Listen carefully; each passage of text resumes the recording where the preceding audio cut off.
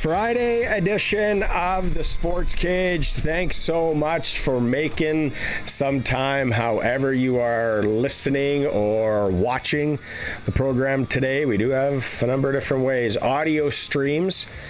As per usual, you can watch the program at sportscage.com through our YouTube channel. You see there, I'm waving at you. And of course, 620 CKRM. It is for Nelson Homes, home packages and RTMs for over 65 years. All of our guests are going to join us on the Western Pizza guest hotline. It's Friday, a little too cold to barbecue, so why not pick up a wheel or any of the Greek favorites at your local and closest Western Pizza. You're always welcome to participate.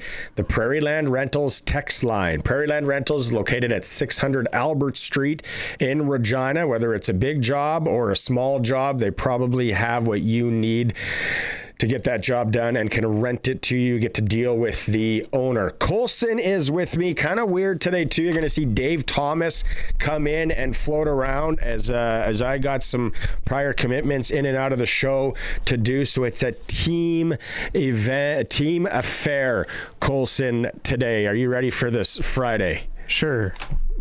Why not? Okay. I want to start with this. I want to ask you, Coach Mace winning Coach of the Year. We talked about it on the show Wednesday. That had to happen. Like, was anybody out there thinking it wasn't going to happen? Maybe some Montreal fans, but that's because Moss was up for it again, right? I still think he should have won it last year, right? Because taking it from where we were before Corey to hosting a home playoff game, and then second year to Grey Cup, like that's, you're taking the steps up, right? And going from hosting a West semifinal to West final Grey Cup in 2 years, like, come on. You make a really good point. You could have ran it back, for lack of a better term, and won it again. No, but that was something that I was like, okay, well, we know that's going to happen. And then the Ted Govea Award, you win the Grey Cup, your staff's probably the one that should win that. Exactly. And I forget, I think it was Suits who said it, or we've had a few people say it, where the Riders were starting 11 players that O'Day had drafted and had 16 or something on the roster. That shows you're highlighting the talent, drafting the talent, and then developing it and keeping it, right? Which now some of those guys like AJ Allen going on to different pastures now, but still, we got him here, right? 936-6262. Carl on the text line is saying Coach Mace, there was no one even in second. Well, it was Coach Mace or nothing. CFL aside for a sec, Jays, opening day. Full disclosure, I got on the wagon last year, loved the ride. There are people that just love their opening day baseball, not just Jays fans. Like, I'm watching friends that are fans of other teams that have been watching the last day. But everybody is revved up. Have you ever been to the Rogers Centre in Toronto? I haven't been to Toronto, let alone Rogers Centre. So, no. Something Arash said yesterday when we were talking with him, with Dave and Sharky.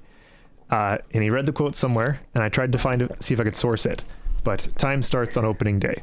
And the background of that, from what I could figure out, is basically it's roughly spring, winter's going away, it feels like the year's getting started, baseball's kicking off, you're like, oh, the year's actually getting started now. So I'm like, I can understand why you're saying that. I have not always been a big baseball guy. Yeah, when the Jays have made their couple runs this last year, and then the 2015 with Jose Bautista and all those guys, those couple runs, I got into it like everybody else, but I would definitely go watch a game just for fun. I mean, there's 81 of them to go pick from, right? So, well, I just talked to somebody, they're all excited. They're heading to Minneapolis.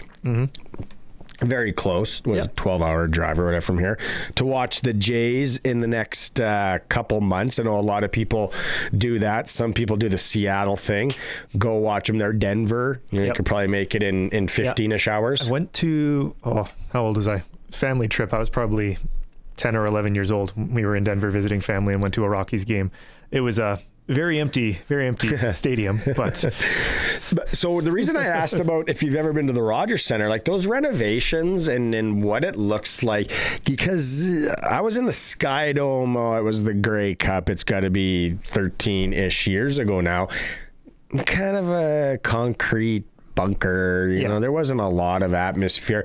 It seems like they've really made it a baseball park. Do you get that when you see it on TV? Yeah, no, I hear that. And then when you're not splitting time between the Argos and other teams, like really, it's a baseball stadium and then a concert convention venue now.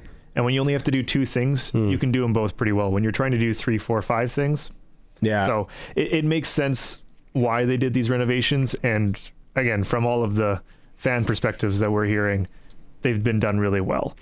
5:05 is the first pitch there, and then holy moly, are we right in it for playoff hockey when it comes to junior and other ranks? First off, Game 4 between the Regina Pat Canadians and Moose Jaw Winmar Warriors tonight in Moose Jaw.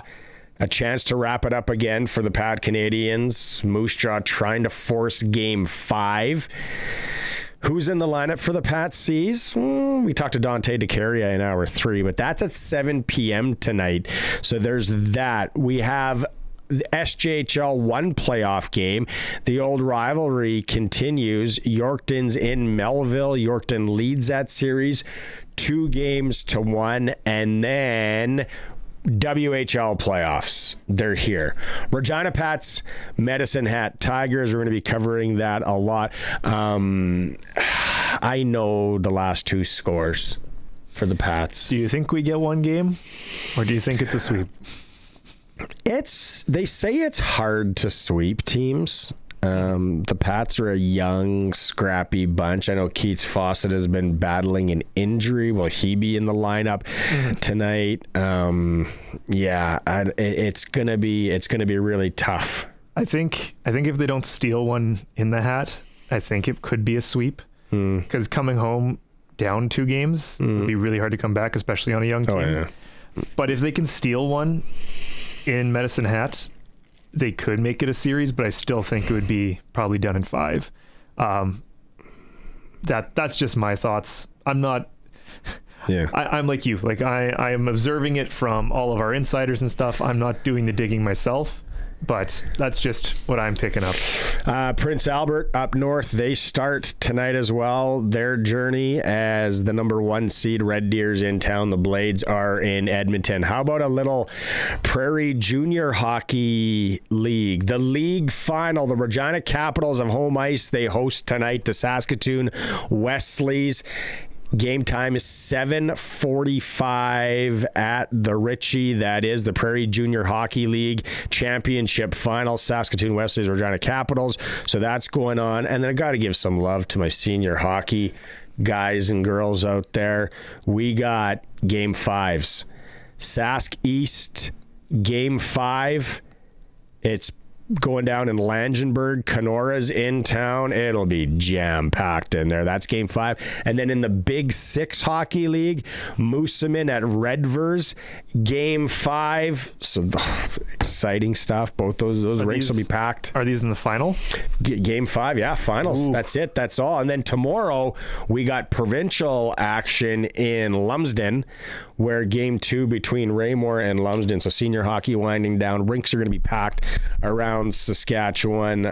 It's like I said, it's that time. I give you the rundown of the show. We kind of went off on this. Farhan Lalji is going to be coming up in about 5 minutes time here. Les Lazaruk, voice of the Saskatoon Blades. We're going to talk about that series, Blades and Edmonton, but also going to talk WHL. I want to ask Les a couple of interesting questions about the Medicine Hat Tigers and his years, over 30 years in the Western Hockey League. Hour 2, we got Eric Francis, our NHL SJHL Insider. We got the Clutch Performer, Sprinkle of the Day. Hour 3, Dante to Caria will tee up that game between the Pats and Medicine Hat Tigers. And Lotto Lawrence is joining us today. So much to get to. Like I said, it's a team effort today. It is the Sports Cage. We are streaming through our YouTube channel at sportscage.com and always on 620 CKRM. Our football insider and insider in general from TSN, Farhan Lalji, is joining us like usual on Friday. Farhan, that background, that looks like you're at a CFL combine, unless you superimposed it in your home office. Yeah, I've got the green screen in the background just ready to go for you. But no, I'm in Edmonton. How do I know? I got off the plane and there was snow on the ground. So I got in Wednesday night. Yesterday was a good chance to get to know a bunch of the athletes. We did a bunch of interviews in the morning, and then they had the heights and weights and the avails, or the measurements in the evening, and then on-field activities began today. So this morning they did all the 40s and all those types of tests, and the bench press is coming up next, and then tomorrow we actually get to see practice. So good week here. Any names? Who are you intrigued by when it comes to the combine? I'm obviously clueless on it, but what can you tell us? Yeah. Well, it's hard to say in terms of, names that I'm really, really excited about, just because there are some guys that are here that are interviewing only, and they're not necessarily going to participate during the week. Some guys are dealing with injuries. Some people want to just kind of stand on their pro day performances. Some have been advised by agents that, it might not help you to do certain things, or you don't want to risk injury. But there are a few. And, I tell you what, there's this kid, the quarterback from McGill. His name is Iloa Latandres Regimbald. Now, he had some success, actually knocked off Laval in a game a couple of years ago. And, but McGill hasn't necessarily been a powerhouse program, and he is more of a runner than he is a passer. He's rushed for between 90 and 100 yards a game. And if you watch him out here today, this guy might be the most fluid athlete here. Just seeing him go through the testing, the way his body moves and is put together, I'd love to see him at quarterback, but athletically, you could certainly make a move to receiver or safety and maybe not look so far out of place, right? And he's expressed the willingness to want to do that. So I want to see him more tomorrow on the field throwing and just seeing what that looks like. I mean, I've seen a bit of his film, but he's just so much more dynamic as a runner. So there's a player that I certainly want to see. There are a number of receivers. I think it's a fairly deep draft. I've got to see tomorrow, in terms of who's actually out there, but number of kids. Nick Senecal from Hawaii. Interesting story there, because he didn't run great at his pro day in Hawaii, like in the 4.7s. Originally, he wasn't going to run here, but he wanted to put up a better time. So he decided at the last second, no, I am going to run, put up pretty much the same time. But his film is pretty good. So, I want to see some of that. So there's a few guys that are here that, I'm looking forward to getting to know a little bit more. You talked about how, guys are there, maybe just go through the interview process and not participating, injuries or agents. How much it has changed in your years covering this, where that's become such a thing, where guys are holding off, basically not participating? Yeah, it's a thing. There's no doubt. I mean, it's increased year over year, right? And, I think there's always going to be that thing with NCAA players where you don't want to come here and do much, because just the fact that you're in the NCAA, and if you were a starter and you have NCAA film, you kind of want to stand on that, because if you come here and you've got to quickly make an adjustment to a wider field or motion, or trying to defend motion, or trying to deal with a yard off the ball and all of those types of things, you might not necessarily help yourself. So the agents have been saying that. And, we talk about the risk of injury, but I do think coaches want to see players compete. And I don't know that not doing it hurts you, but I think doing it helps you, right? Just, if the coaches know that you had the option not to in certain cases, but from an agent perspective, I talked to some guys and they said, look, the financial benefit of moving from a second round pick to a fourth round pick, or vice versa, in this league is minimal. So why would you risk the injury just to potentially, run a couple of good times and move up a couple of slots? So, I get it, but it does diminish this process a little bit. Now, look, there still are a number of guys that are doing quite a bit, and you want to give them credit as opposed to focus on the guys that aren't here. But to your point, it's changed a lot. As a guy that's got a kid that's playing and you've been through it all, what would be one thing that you would change about the CFL Combine? It's a good question, and I think that what I like about the Combine is that they actually do football. right? So Saturday and Sunday morning, you're going to get some football practices, and they actually do football. Now, people, if you're cynical, you'll say, look, these guys haven't practiced football for a long time. Now you're putting them in a setting that you're basically wanting them to act like they're in a game to show the best of themselves. But I generally think it's a good thing. Look, if I was making changes, quite honestly, and I'm the CFL, I would find a way to insure these players, right? And I would pay that freight so that you can properly evaluate them. Because if a guy gets hurt, think of what happened in Saskatchewan a couple of years back when those guys were doing workouts and a couple of guys tore Achilles, and we had that rash of injuries that one year under Craig Dickinson, and then the league and the PA got involved, and eventually they protected some guys and decided they were going to make sure they were getting paid for that year.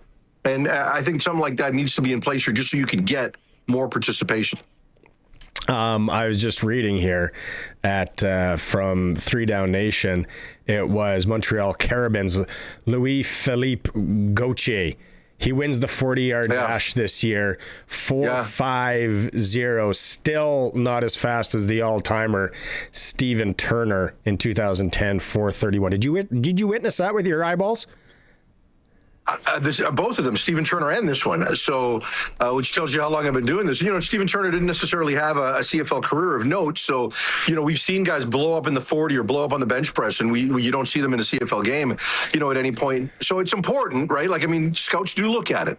And quite honestly, yesterday when we watched the weigh-ins, and we kind of jokingly call it the swimsuit competition because guys, we see them without the shirt on, and they height, weight, and do some just some profile shots. They looked really, really good, better than you and I. Better than me for sure. I know you're in the weight room all the time.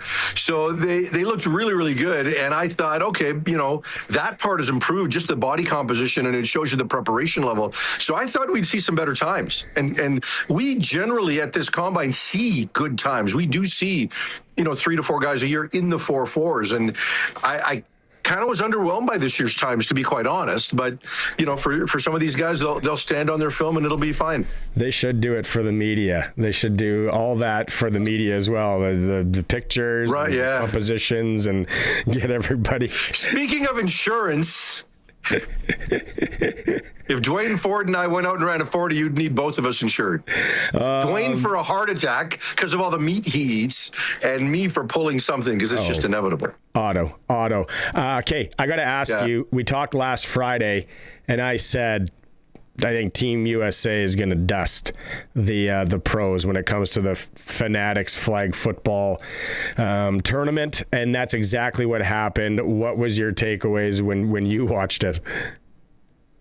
Yeah, not overly surprised. Maybe I was surprised it was one-sided, but I'm not surprised the national team won, and it is a different game. Now, do I believe that this means the players in the national team should be representing the United States in the Olympics? I don't believe that, right? As I've said to you before, the reason this is even in the Olympics is because of the NFL's involvement in trying to push it to an Olympic stage. And without that, it doesn't happen, right? This is about NFL branding. And I know that's not what the Olympics are meant to be, but we know how corporate the Olympics are, and I get why they do it. And, when you look at, as good as Tom Brady looked at times and other players, we also saw Luke Kuechly. Well, the guy hasn't played in a while now, right? When we saw Logan Paul, who's never been a football player, right? Or at least not at a meaningful level. And, so when some of these guys go out there, they're the wrong body type. It indicates they're not taking it overly seriously. So I think that if you get the best NFL players and you decide to teach them how to play flag football, and they're willing to invest a little bit in learning the nuance, they would be better and the results would be better. But these guys just showed up. They didn't even know the rules. Tom Brady was upset after, saying, we need to change this more to 7-on-7. Yeah, they're running into guys and wondering why they're getting flagged, and it's because you can't do that. That is the rules of flag. I don't know, man. I don't think they would have the time to invest to really learn the game, and because they're so busy. And then just like Nathan Rourke is going out with this team in Cloverdale this weekend, so the injury fear for the owners as well. Yeah, no, it's fair. And I think in Nate's case, I've said before that I think it's a little different because when you're a quarterback, you're not at risk. Hopefully they don't have any double pass plays where he is going downfield to catch the ball. But they're going to run the kind of the basic plays, and I think he's even had conversations with Paul Lapalisse to kind of get a sense of some of the concepts that Lapo wants him to run with the Olympic team, assuming it gets to that point. So for Nate, I think it's a smart thing, and for these guys, I don't think you want to go and go hard, right? But to just kind of go through some individual drill work to learn the concepts of how to properly flag, how to drop and turn to avoid a flag, just certain things like that. And then if the rest of it is walked through, even just to get used to the dimensions, right? The smaller spaces, you're going to have, the fact that guys like Kuechly and Paul, who are bigger linebacker bodies, were out there, that'll never happen at the Olympics. This is all going to be corners and the odd safety, right? So some of the guys might have to get used to kind of playing inside more because you're a smaller body, but you've got to kind of play in this position. So there's a bit of that I think, that I think is valuable. I think you could, if you're the NFL guys, you could train without risking yourself. Either way, for my money, I get these guys want a chance to compete for those spots. I'm taking NFL guys all day.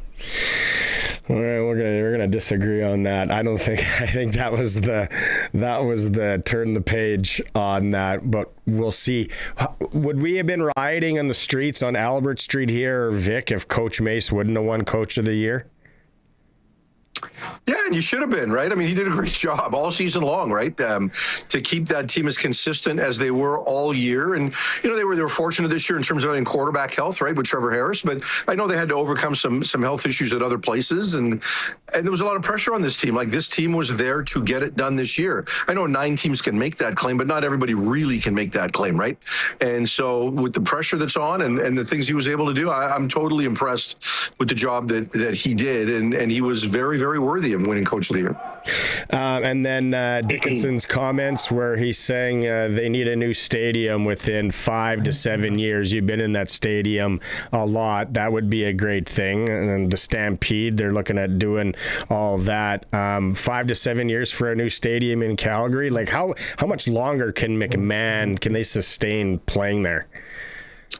Well, look, I don't think they're going to have success financially and fan-wise at McMahon because I think the fans are done with it. Now, I'm cynical with that because it wasn't that long ago that this team was winning and there were 28,000 fans in the stands regularly in Calgary. So I think you can get them back with a new stadium, and I think you can keep them back, right, with the team kind of improving the way they did last year. But look, it's the oldest stadium in the league. It was built in the 60s.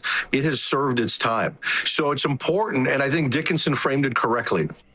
This isn't a Stampeder issue. This is a city of Calgary issue. And even the mayor of Calgary has weighed in and said, yeah, I agree. I think we need a new stadium now. Is that going to drive this to the finish line financially? CCSC should get involved in this once, the Flames setup is almost ready to go, right? In another year, they'll be ready to kind of not break ground, but cut the ribbon on that thing and start playing there. And then they can put their attention to this. But it's not a good stadium. It doesn't have the amenities. I remember when I first started covering the league, it was this gold standard in my mind, just because it had such great sight lines. There was no track, right? So you were closer to it. It was the right size, right? Like BC Place and Edmonton are really, really big. Some of the other stadiums that we were dealing with for a while were really, really small. It was, low 30s. And all of that is kind of gone because it just lacks so much amenities. So the city needs it, not just for the Stampeders, but much more than that. And then lastly, I want to have you heard, is there anything on Chris Strevler and his retirement? Yeah, I mean, I think that's going to happen. Talking to people in Winnipeg, when you just look at his stuff on social media, he's changed. You can tell he's pivoting to a different career path on the speaking side, on the motivation side, potentially on the coaching side. So there's other things he wants to do and is ready to do, and he's hinted at it certainly that it's headed that way. So good career. I mean, it wasn't necessarily a long career, but when you look at his skill set and what people said he couldn't do, this guy started an NFL game. He was significantly injured. And was able to contribute to a Grey Cup win despite the injury. He's done a lot of good things and probably punched above his weight class in a lot of areas and did things people didn't think he was going to do. So good for him. He was a fun character while he was in the league, and I'm sure he's going to have success after football. Right on. All right. Well, have fun there in Edmonton in the snow. Yeah, it's kind of getting our bipolar weather here on the prairies right now, and we'll catch up next week. Well, you sound under the weather, buddy. So hopefully you take care of yourself this weekend. All week. It's been an all. I think I got old school. I think I got COVID. So you're like Chris Streveler in the Grey Cup. You're playing hurt right now. No, Tuesday was my flu game. Was my Jordan flu game? Yeah. Okay. Because I was kind of. How many points did you score? 39. One better than him. Excellent. And then, then the taste buds have gone now, and now it's in my sinuses, and I'm just riding it out. It's nostalgic to go back to 2020. There's no way I'm taking a test. My wife said, maybe you should take a COVID test. Get lost. All right, talk to you next week. How would that help? All right, see you, buddy. See you, man.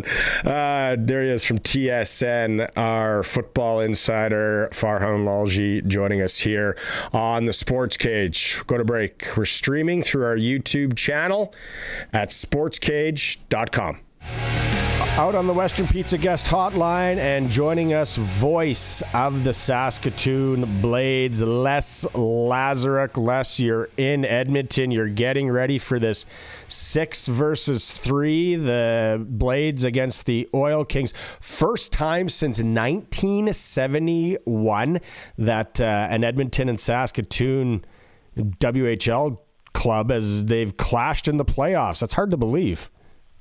Well, it is hard to believe, and yet it isn't. I mean, the Oil Kings, that iteration of the Oil Kings ended up moving to Portland in 1976, and then there was no such thing as an Edmonton Oil Kings for 30 years until they were reborn when the Oilers decided, let's have a major junior team in our city and occupy Rexall Place at the time back in 2006. So it's been 20 years. There's a lot of chances that you could have played against Edmonton in the playoffs since then, but for whatever reason, teams were good one year, not so good another year. You played somebody else a lot more times, but here's the way it ends up being. You finally get an Edmonton Blades first-round matchup in the playoffs, so it's going to be cool to see. How can we handicap this series? What can you tell us? Well, what I can tell you is that Edmonton, it really was going all in at the trade deadline, and they've had their share of injuries. They seem to be pretty healthy now, although there's rumor that Miroslav Holinka, their top scoring center, might be out of the lineup. We're at that point in time of the season, Barney, going into playoffs where everything's a secret. Even if you ask, until you actually see the teams come out onto the ice, you have no idea. I mean, the Blades are very coy with the status of Rowan Calvert, their leading goal scorer from this year. He injured upper body injury in the second last regular season game in Prince Albert last Friday. He didn't play on the Saturday in the return matchup at SaskTel Center. Will he be in the Blades lineup tonight? I don't know. He took the morning skate. It was an optional this morning. He took it. He looks fine, but we'll see whether or not he's able to go tonight. So for both teams, there's injury concerns, and that makes it a little more difficult to handicap. But really, when you get right down to it, Edmonton made the moves at the trade deadline to try and make themselves better. They fell off the pace behind Medicine Hat and Prince Albert, surprisingly. But they're a good team. They're a veteran team. They've got some real depth up front. Their captain, Gavin Hodnett, was out the first half of the season. He's back, and he's back to being a factor on their power play as well as a top six forward. Added Carter Sutherland on defense from Portland. He has basically become the quarterback on the power play, along with Ethan McKenzie, who, of course, played for Canada at the World Juniors. So this is a really good team, a deep team, a veteran team from top to bottom, and the Oil Kings really believe that they have a shot at going places before this season is done. Will home ice in this series be that important lesson? Maybe not so much for the atmosphere, but just that last change, or are these teams deep enough where, a third line can match up with a first line? I think that it is a big deal. I think Edmonton has deeper people going forward. Again, if Calvert's not able to go for the Blades, that takes away a key component for them. I think because what Calvert does, he really doesn't play on the first line a lot. For most of the season, he was on a third line, a checking line, with the other 20-year-old, Tyler Parr and Kasdan Matthews in the middle. They had 6 other forward that they'd like to use, although late in the season, Calvert was seen playing on left wing with Cooper Williams and Hunter Lang. So it's hard to know for sure what Dan De Silva is going to do, but a lot of it's going to depend on whether Calvert can go or not. Having said that, I think Edmonton has an advantage with their depth up front, and the Blades have a tough time matching up with it. But if they can get the effort that they've gotten from some of their lesser lights, some of their bottom six people, then maybe it's not that big of a deal. But to answer the question briefly, succinctly, home ice is a big deal, I think, in this series. Okay, I'm a Saskatoon guy. You know that. Been around there for years. But, like, the Blades are back in the playoffs. Saskatoon fans getting accustomed to postseason hockey. I don't know. I think it's 7 years in a row, I think I read. Now, we're for a lot of years less, and I know this, I think Blade fans, they just thought that after that last home game, the ice plant was just automatically always shut off. Yeah, that's true. I mean, there was that time after they hosted Memorial Cup in 2013, in the next 5 years, the ice plant was shut off. There was no playoff hockey. But ever since then, it's been 7 straight years. It would have been 7 had there been a completion of the 2019-20 season, which, of course, got scuttled by COVID. And then, of course, there was no 2021 playoffs because of the bubble in Regina. And yet that Blades team, if they'd have gone based on those 24 games that everybody in the Eastern Division played, the Blades would have been in the playoffs as well. So you can almost say it's 8 seasons in a row. They've had 9 straight winning seasons. So it's been a pretty good run for this franchise, and a lot of credit goes to GM Colin Priestner, Associate GM Steve Hildebrand, and head scout Dan Tenser. Let's talk about that. I saw Hilty when he was down here for the Sask first. Hadn't seen him in a lot of years. Like that, I remember sitting in his room down in the bowels of Sask Place while he sharpened skates or he fixed some palms on the gloves as the trainer of the team, and then now he's associate GM, like you said. But I want to talk about that Legends night and how special that was. Mark Watton, I was a fan of those Blades teams back when I was a kid, but then Hildebrand and then Kelly Chase. How special was that, Les? Oh, it was incredible. It's the best idea that this franchise has had since Jim Piggott put together the idea of having a Saskatoon Blades way back in 1964. There is so much that has gone through that team, through that franchise over 62 years now. 1,127 players have worn the jersey. There's been 27 head coaches. There have been like 8 or 9 GMs, 4 different ownership groups or owners, period. It's an iconic franchise, and this is way overdue, having a Hall of Fame. Yeah, you've got numbers that are retired up in the rafters and a builder's banner. That's all nice, but they've now put on the concourse level at SaskTel Center is permanent. You can't take it away, and they're just so many guys. And I mean, it was great to see so many alumni come back. The guys that came back for Watton and for Chase was fantastic. Just seeing all those fellows and getting a chance to briefly. I still had a game to broadcast that night, but it was wonderful to be able to touch base with a lot of those guys again. Yeah, super nice. Okay, I want to go off from this series and from the Blades for a bit and ask you a couple of things here, because you're now on your push to call 3,000 games, I think, in the league. How many years is it now? Total years calling dub games? This is my 32nd season doing Saskatoon Blades hockey. Okay, so I want to ask you, all your years you've been calling WHL games, who were the best, or was there 2 brothers, let alone twins, that did what the Ruck boys are doing in Medicine Hat, that leading the league in scoring? I don't remember any brothers, let alone twins, Les. Yeah, no, I don't remember twins either. Certainly, brothers, not the same time.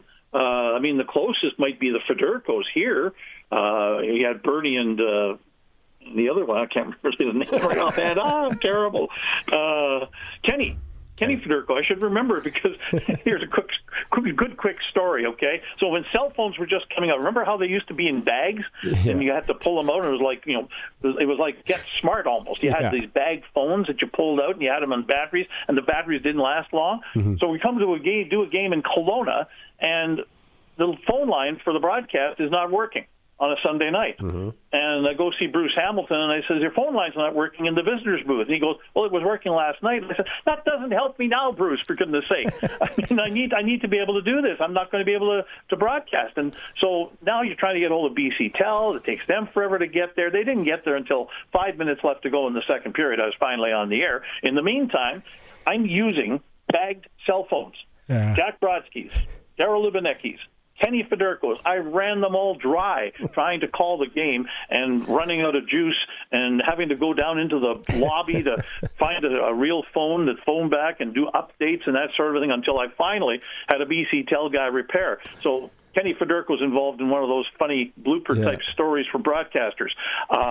But Kenny Federko and Bernie Federko would be probably the two brothers that were playing at the same time that had, that kind of an effect on a team. Yeah, man. But like, it's I think there needs to be some sort of 30 for 30 or documentary done on these twins, because I don't know if we'll ever see this again.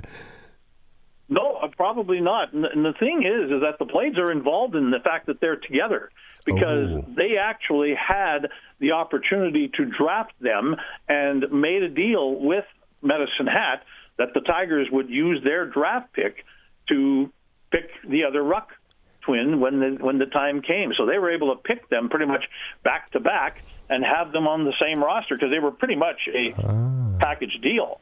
Oh, I am so glad you just said that, because that was my next question. Do you know how they both ended up in Willie Desjardins' lap? So the Blades did have a hand in that. They certainly did. Amazing. Geez, look at this informative program today. Okay, while we're talking about Medicine Hat and Willie, Desjardins, where does he rank as the best coach / GM in league history? There's been a few, but would he be top 10, top 5 ever? Top 5 easily. He might even be top 3. I mean, he was certainly among the most recent guys. He would have to probably be among the top, if not the top. Because he also, don't forget, he was pretty darn good before he went to the NHL and spent, 9-10 years chasing pros around. And then, so back in the early 2000s, his time in Medicine Hat, and now the last several years with the Tigers, he's had just a laundry list of great teams and great results for that franchise. Okay, and lastly, I want to ask you, of all the series across the entire league, which one intrigues you the most? Oh, boy, there's a lot of good ones just in the opening round. Brandon and Calgary, I think, will be interesting just because it's the one with the closest standings differential. There's only 3 points separating those two. I think that's got the makings of a great 7-game series, and I think Brandon's going to win it in 7. I think they've got the talent to overcome Calgary's talent and youth. Calgary's going to be good next year again, mark my words. Brandon, I think for them, they've got a lot of guys, although they also point to some of their young guys like Jackson Jacobson and those types that are going to be back next year. But I think Calgary has the better younger group than what Brandon does moving forward. But I think the Wheat Kings have the chance to be winners there. The intriguing one, of course, is also going to be Everett and Portland, because everybody knows about how the Silvertips, even though they're the Scotty Munro winners, seem to always find a way to lose out in the playoffs, and certainly in the last 3 years they've lost to Portland, and yet it's Everett number 1 seed against 8 seed Portland. It shouldn't even be a contest, but just it's there in the back of the heads, I'm sure, of a lot of people, maybe more so Portland, as it gives them impetus. Everett, I think they'd like to forget about the last 3 years. Guys like Carter Bear and them, I think they just want desperately to forget about that. Well, playoffs are here. You're calling playoff hockey again. Golf courses aren't open anyway, so you got nothing else to do. You might as well call some hockey for a few weeks or a month or so. Yep. Anyway, always a pleasure. Thanks for making some time on game day, Les. Not a problem, Barney. Any old time. All right, SportsCage on a Friday. Dave Thomas going to give Barney's voice a little bit of a break, so we'll get through the sports ticker together. That's what we'll do on this Friday afternoon. And interestingly enough, Les Lazaruk joining us, of course, the Saskatoon Blades, currently the leading vote getter when it comes to SportsCage.com on our current poll question, which WHL Eastern Conference team is most likely to pull off a first-round playoff upset right now with 46% of the vote. The Saskatoon Blades. Next, Brandon. you can have your say. Just go to SportsCage.com. Big news today, south of the border, Tiger Woods is in hot water again. Authorities say that he showed signs of impairment and arrested at the scene of a car crash in which he struck another vehicle and rolled his Land Rover. Martin County Sheriff John Bodesnik says Woods and the person in the other vehicle were not injured in the crash on Friday. Woods apparently was able to crawl out of the passenger side of his Land Rover following the collision. It occurred just after 2 o'clock, not far from where he lives on Jupiter Island. Woods' managers did not immediately respond to a text message looking for information, but some information that we are starting to hear trickle out is that he did not on site test positive for impairment. However, it was the refusal later on to provide a sample. Wow. Tiger Woods. All right, on the Pebble Ice today, Canada is opening up the World Men's Curling Championship. Of course, we had Matt Dunstone and his team on the program yesterday. You can hear that podcast at sportscage.com. So far, so good, as Team Canada has stolen one in the ninth end, meaning after 9 ends, Canada leads South Korea 5-2. The Koreans, though, do have the hammer in the 10th end. Lots happening as far as Western Hockey League action tonight. The playoffs do open. The Regina Pats are taking on the Medicine Hat Tigers, a game you'll hear here on 620 CKRM. Starting at 6:30. Also on the ice tonight, Red Deer at Prince Albert, Saskatoon taking on the Edmonton Oil Kings. One SJHL playoff game tonight. Yorkton is in Melville. Yorkton leading that series 2-1. In the Prairie Junior Hockey League, that final series gets going tonight with the Regina Capitals home to the Saskatoon Wesleys. Sticking with playoff hockey, the Under-18 AAA Male League Final. The Regina Pat Canadians and Moose Jaw Warriors go at it again tonight.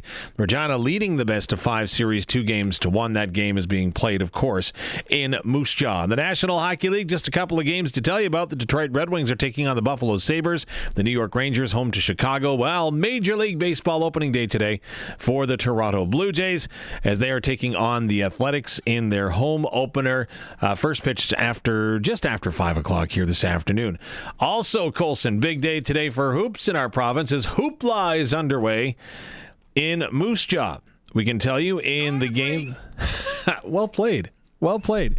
In games earlier today, we can tell you Swift Current down PA Carleton 68-53, and Winston Knoll defeated Estevan 88-59 in boys 5A play today. And then that was girls 5A play.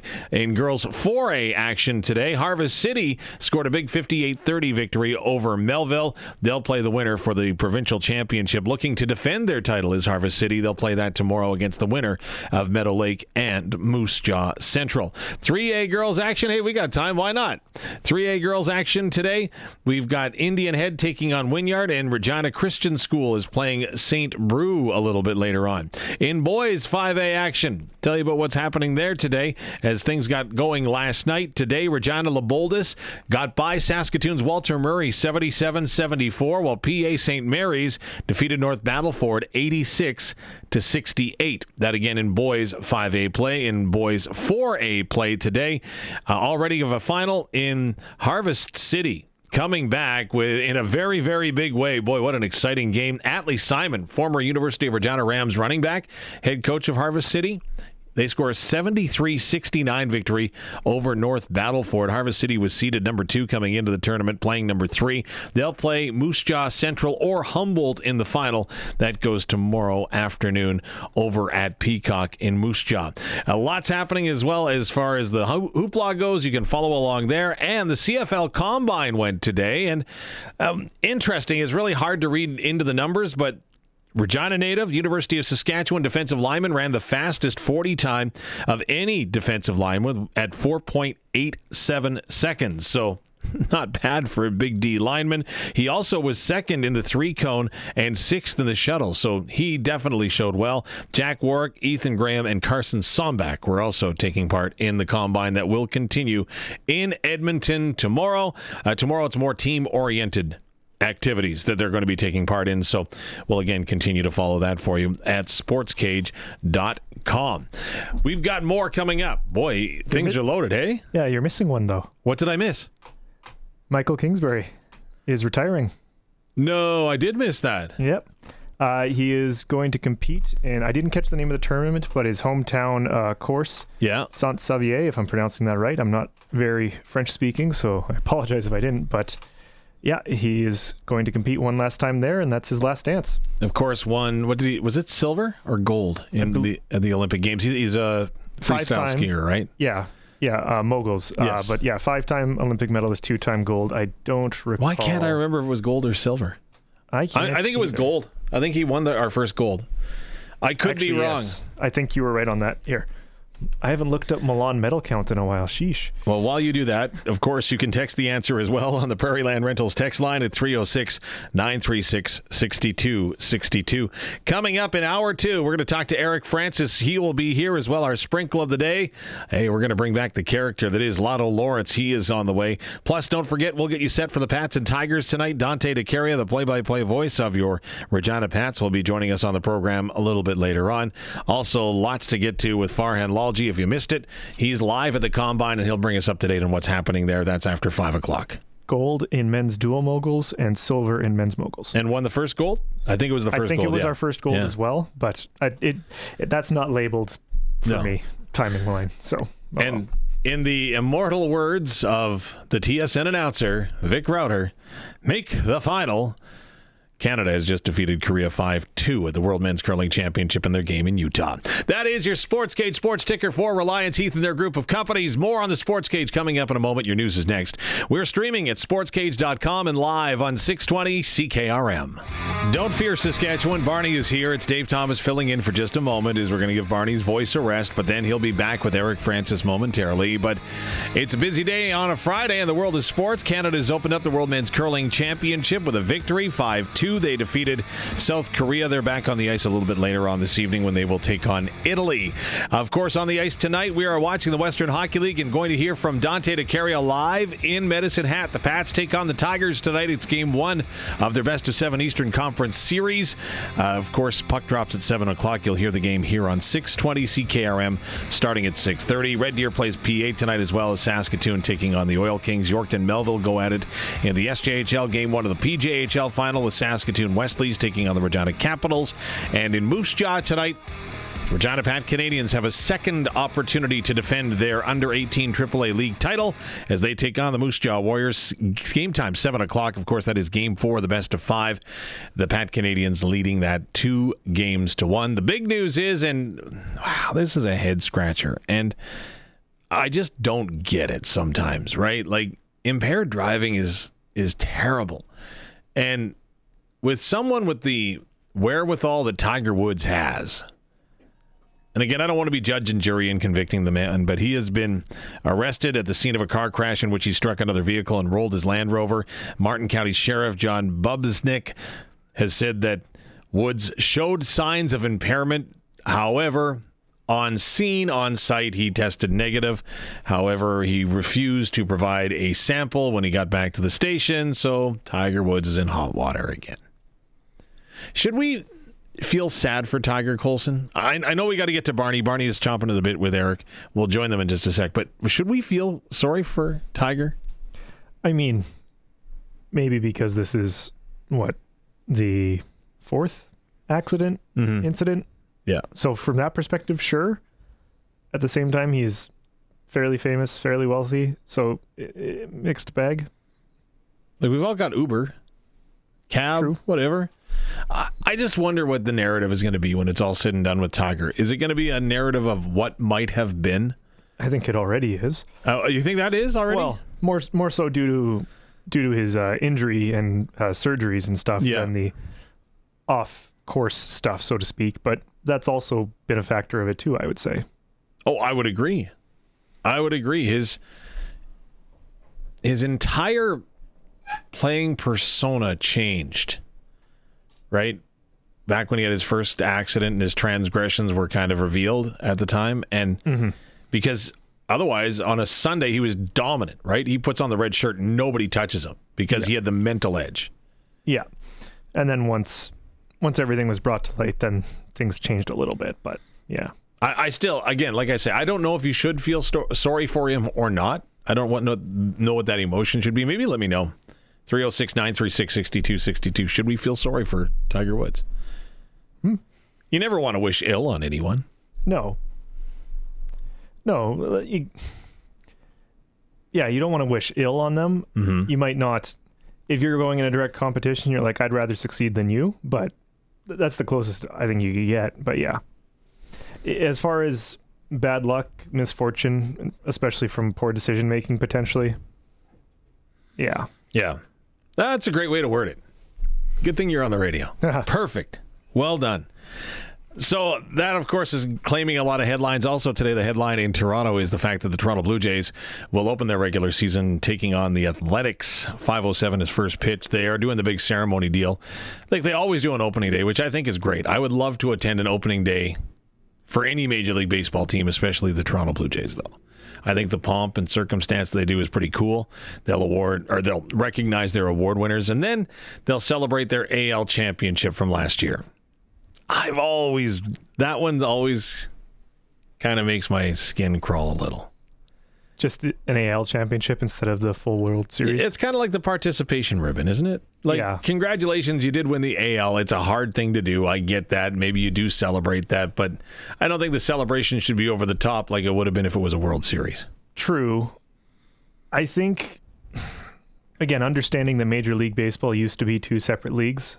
Yeah. Right? So it's not the same as like winning the West Division in the CFL or Western Conference in the NHL, right? Because it's always been one league. Yeah. Or for the most part, always been one league. Whereas, what was it, in like 2000, it was finally official that it was just one Major Pretty League much, Baseball. yeah. So, yeah, from that perspective, it's like, I get it, because technically it's two leagues. But, yeah. What do you think?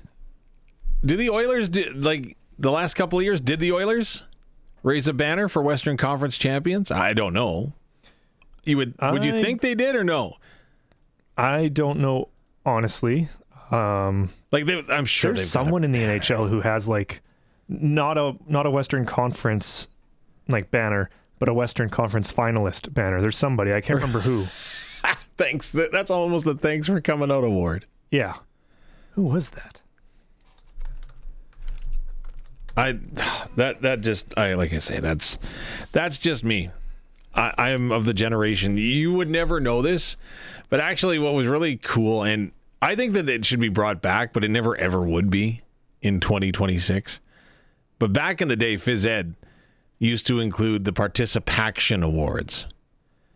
And so you could be like gold level, silver level, bronze level. It kind of was like a CFL combine predating the combine, if you will. But there was a whole bunch of different events, and there was charts on the wall, and here's where the achievement would fall, right? So you could be thanks for coming out. You could get bronze, you could get silver, you could get gold, and you'd actually get patches that you could. Some kids put them on their clothing, like they get them sewn on or whatever. I know this is all foreign to you. Well, it doesn't help that I was trying to look up Western Conference banners, so I wasn't listening at all. So that doesn't help either. No. Well, like most of the program, people waiting for Eric Francis. I get that. But I'm just saying, I'm sure that there's got to be people that remember those participation. I'm sure that's what they were called, and they weren't. I've heard participation before. Yeah. I don't remember it, but I've heard it. And they weren't, like I said, they were actually like iron. They weren't iron on or anything. Like they were crests. Like it was pride. It was a source of pride if you could achieve excellence. Is what it was: excellence, gold, silver, bronze. But not everybody got a bronze, just so you know. And anyways, sorry, I digress. What a tangent. Coming up, we've got your clutch performer. We're going to go ahead and get your sprinkle of the day as well. But next, it is Eric Francis for Extreme Hockey and Sports. It is the SportsCage here. Sports Select. Thank you. I was getting ahead of myself with a ticker. You give me one job. It's time. Well, let's go. Barney, get in here. Take over. Rescue me from myself, will you? Now for Inside the NHL with Eric Francis on the Sports Cage. Inside the NHL is brought to you by Sports Select. Getting in on more of the sports action you want is as easy as playing at sportsselect.com. Simply make your picks online, generate your QR code, and lock in your bet at your local Lotto spot retailer. There he is. Our NHL insider, Eric Francis, is joining us on this Friday into the weekend. I don't know how off the rails we'll go. We're going to talk about Vegas in a bit here. First off, tomorrow, Saturday, I always like watching After Hours if you are on there with Scott Oak. Have you got the call for this week? How does the call come if you do get it? Yeah, you get the call usually on the Monday of the week, and they let you know who they've got lined up. And I always say yes. Are you kidding me? Like the first couple of times I bargained, though, I said I'll do it, but I need a Hockey Night in Canada towel because they don't give those out, right? Like they're hard to get. So I'm like, look, this is my in. Even though I did Hockey Night in Canada for 2 years, never got anything to show for it. But yeah. Anyway, so yeah, this week it's Devin Cooley, who I will argue with anybody is the best interview in the National Hockey League. He's the most intriguing, interesting cat you'll ever meet. Every time we talk to him after a game, it almost always goes viral because he's just so full of wonder, and you never know where he's going. Like you'd think our talks are off the rails, and yeah, they are, and I love them. But this guy, like honestly, if you watch one After Hours this year, I would recommend it's Devin Cooley. Even if you've never heard of him, he's such a phenomenal story, and he's just such a colorful, open dude. I have no idea I know what we're gonna talk about, but I have no idea where he's gonna take us. It's gonna be a blank canvas.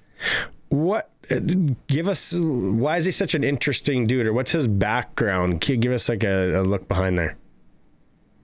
Yeah, he grew up in Los Gatos, California. His father was a software, entrepreneur, I think very, very successful.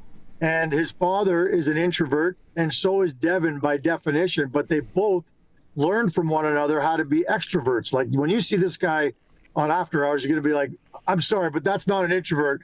That is a guy who loves to be out there chatting, talking, but grew up in Northern California. His father built him a outdoor rink overlooking Silicon Valley, and they had no idea what junior was, AAA. They just kind of felt their way through the whole thing to the point where here at age 28, he's getting his first chance basically to be a full-time NHL goalie. It's a great story of perseverance, dedication, and like I say, he's just as likable a guy as you're going to ever have. I think the Flames organization gets terrified at times because every time he goes in front of a microphone, you never know what's going to come out of his mouth. And he even told me yesterday, he goes, I'm just so full of adrenaline after a game. Hockey makes me feel so alive. I'm an introvert. I'd rather just sit in my room reading a book. But when I get the endorphins and the caffeine, he says, and the high of playing in sport afterwards, and then you guys point cameras at me, I have no idea what I'm going to say. I usually get home after, and I have no idea what I did say. But when I wake up in the morning, I see that I've gone viral once again. I just can't help it. It's pretty cool.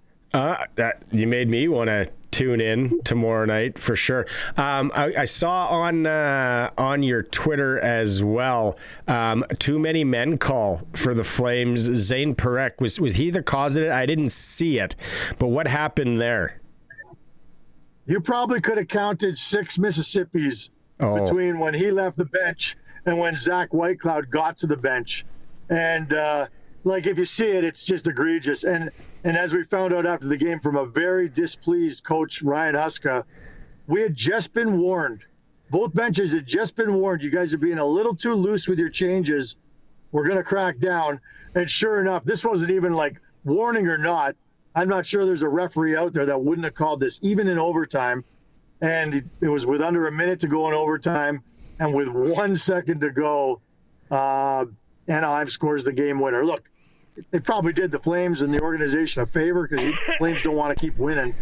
But at the end of the day, it was all on Zane Parekh, and they didn't make him available after the game. I know the kid's pretty classy, probably would have fallen on his sword and said all the right things like I messed up. But instead, the coach said it for him. Coach said, that was a bad change.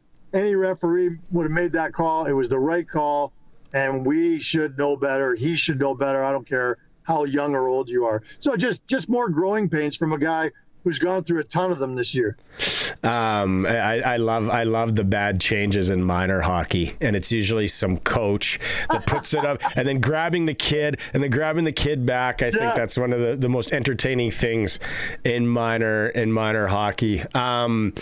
Colson's got this stat. He's going to bring it up Wednesday when you were here, and we forgot about it. This I guess we know why, but Colson, explain to Eric what you found here. So somebody on one of the broadcasts broke down goal differential by division.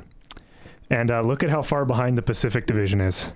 Like, goodness. People listening on radio, you got goal differential by division, like he said. Atlantic plus 88, Central plus 31, Metro plus 3, and then the Pacific negative 122. And this is from Wednesday, so it's probably even worse now. Yeah, look, Connor McDavid made some headlines when he said it's a pillow fight right now in the Pacific Division. I'm actually interested to see if people throw pillows during the playoffs, instead of rats or whatever. but it's it's been awful. But I would be angry if I and I do hear the odd person say is like, what a joke the Pacific Division is. Yeah, for sure. This year it's been pretty shocking how suddenly bad it is. But I just want to remind everyone, last year the Calgary Flames set an NHL record, like a historic mark, with 96 points in the Pacific Division and didn't make the playoffs. So don't tell me that this is an epidemic or they need to reshuffle the divisions, because go ahead and reshuffle the divisions or try to change the playoff format. You're going to have a similar problem next year in a different division, and you just don't know where it's going to come next. I don't know about you, Barney, because we have never really talked about it, but like, there's a part of me that doesn't mind the 1 versus 8 or the 1 versus 16 scenarios in the playoffs. But when you think about it and crunch it down, look, these interdivisional playoff battles are what make rivalries for decades.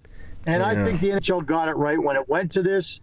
All the biggest rivals, like, you can't tell me that the Flames played in the playoffs tomorrow and they played New Jersey, that would be building a great rivalry down the road. Like, you see them twice a year and you don't capitalize on it. I like the system. Don't change it one bit. What do you think? I don't like it, like, right out of the gate, just because you're going to lose a really good team early every year. But I don't know what the better way to go about it is. I don't think it's the 1 versus 16 thing. No, like, if you would change it all, like 1 versus 8, so at least you stay in your conference. Yeah. Playing against teams that your fans are familiar with, and there's already a bit of a hatred. So that would be a bit of a compromise for some people, but I like the way it is now. Imagine if they did go to 1 versus 16 and somehow, some way, Vancouver made the playoffs, and then their first round opponent was Miami, or was the Florida Panthers. Like, how would that be for a first round jaunt to go all the way? Or like Edmonton to Miami, the couple of years they've done it in the Stanley Cup. So yeah, I think the 1 versus 8 is the way to go about it. Hey, as a Calgary guy, I want to ask you about this. Interesting, and I know you're not super football guy, although you won an award and a touch football game at a Grey Cup, some sort of thing. What Dave Dickinson said, they need a new stadium, McMahon Stadium, in the next 5 to 7 years. I don't know if you've heard that, but then everything that there was talking about with the Stampede, and then they're redoing the park and maybe putting a new football stadium. Do you think a new football stadium in 5 to 7 years in Calgary is realistic? No, I don't. I mean, the only hope is that the Stampede decides to try and retrofit the main stadium there, where they do the chuck wagons and everything, into a football stadium. I can't fathom how that's possible, but I've seen reports that it's something they're looking at. There's no appetite for the Flames ownership group, which own the Stampeders, to spend a nickel on a new stadium or anything to do with the CFL. They are an afterthought. Their budget is tiny. They don't make money. Like, that is the lost leader for the Calgary Flames. They are stewards of a franchise that is not healthy. And so I can't see a scenario where they step up and say, yeah, we're willing to put in tens, if not hundreds of millions of dollars for a new football stadium. So you can play, 9 home games a year? It's just the economic model doesn't fit. I get it in cities where they don't have anything else, but not in Calgary. It's just not ever going to happen, I don't think. Oof. Yeah, well, that makes it tough. I know, it's scary. Like, there was a dumpster fire, and I mean literally there was a fire in a dumpster outside the McMahon Stadium about a month ago, and I thought, oh my God, look at Dickie go. He's trying to burn down his own stadium, so they're forced to build a new stadium. haven't told Dickie my theory, but I can't vouch for his whereabouts on that night. I can tell you that. Oh, that's good. Okay, and then so next week in Vegas, and we're in Vegas, and some of the guys that we're going to be running with down there, some of our clients, we really like cover bands. It's like we like the Nashville thing where you tip, and then a band plays a song. And last year we went down some real rabbit holes. If we're throwing money in the old bucket at the front and requesting a song, what is your go-to for a cover band next week in Vegas? What are you going to request? Oh, just so I know. See, time and a place. Like if I'm in Nashville, I'm putting 20 in that bucket, and I'm either asking for chicken fried or I'm trying to stump them with a rap song. And I love trying to see these country guys trying to come up with a rap song for my $20. But in Vegas, like, I don't know, man. Like, I'm going to defer to you. I'll put the money in. You pick the song. How about that? Well, I'll buy the songs. You pick them. The one it was at Jason Aldean's bar, so there was a lot of country, and we started with country. And I think we started with George Strait, Oceanfront Property. Okay. And then, a few drinks in, and then we were getting a little cocky, I think. And then we gave him, and I said, this time challenge him when the guy walked up. Well, the lead singer of the band heard that. He heard that. So then he calls me out and says, "Oh, what do you want to challenge me with?" So then I'm on the spot now, full bar. And I'm like, Matchbox 20. Well, they go into 2 unreal Matchbox 20 songs. We keep going. And then did my mic turn off? No. Can you hear me? Yeah, you're good. And then another 20, and I said 3 Doors Down. So then he does Kryptonite, 3 Doors Down. Then the band takes a break, and then he does Here Without You acoustic. Oh, wow. Yeah, 90s rock is. I think this year I'll go Candlebox. Far Behind was the song from Candlebox from the 90s. That'll be we're going back to that bar, and I'm prepping. I will come with armored with some real testers and some bangers that we can have A, some fun to, and B, test these guys. Yeah, I want you to just go off the chart. Just say go Ace of Base or something. Go Wigfield Saturday night. See if they can do it. Oh, that's not bad. That's my world, buddy. That's my world. One day. How about the song "Move It, Move It"? I've got a great song about that band. I think I've told you that one before. Anyway, I'll come up with some doozies. Okay, and then I'm going to cross my fingers that come Tuesday or Wednesday next week, whenever my taste buds are back, so I can actually taste the libations. No, I read somewhere that tequila brings taste buds back. Yeah, that grows. It kills your brain, but it helps your taste buds. So the agave. Yeah, exactly. All right, travel safe. See you down there. Cheers. Yeah, we'll see you in Vegas. Love those words. NHL insider Eric Francis joining us here on the Sports Cage. It is for Sports Select and SportsSelect.com, where you can simply make your picks online now. Generate a QR code, take that to the Lotto Spot retailer, and there you go. You got your ticket. Blue Jays opening day today. Got a lot of March Madness, NHL, so lots of stuff to play. Every bet is 100% legal. Must be 18 plus to play. When you're ready to play, bet on the original. Sports Select and SportsSelect.com. It is a Sports Cage on 620 CKRM and streaming through our YouTube channel at sportscage.com. Okay, clutch performer. First off, I got a video sent to me yesterday from Raymore, Saskatchewan. The hockey season's done there. They didn't waste any time. They're ripping out all the boards and the stands. I don't have the video to send you, but it's like, wow. Clutch, getting things done quickly out in Raymore. Also, clutch performer, Tiger Woods insurance broker, whoever he buys his insurance from, he's been involved in another vehicle accident, a rollover, this time in Florida. Again? Like recently here? Today. Yeah. So... this guy can't catch a break. Well, is he bad? Is Tiger a bad driver? Is that Could be that. What was he driving? did he go to at fault here? Well, yeah, like It's in Florida. Do we really know who is at fault? there's pictures of it, and it looks like it's not like a freeway or anything, but Tiger's in another accident. I don't know if Tiger went to Guru Nanak driving school, if in Regina, if they have those down in the States as well. But man, we have some bad drivers here. But Tiger Woods is a bad driver, clutch performer. Tiger Woods insurance adjuster. He's going to be at it again. Oh boy, today. I'll give you one here. That's more in the game game related. Iowa beat Nebraska, number 9 beating number 4 to get to the Elite 8. I don't know if that's their first time up there or not, but what I can tell you is the coach is livid because here, I'll show you the clip of the final sequence where Iowa scores the go-ahead bucket, and then I'll explain in context afterwards. Okay. Marcus Lawrence, you put all that, look at this pass, oh my goodness, Fulguris!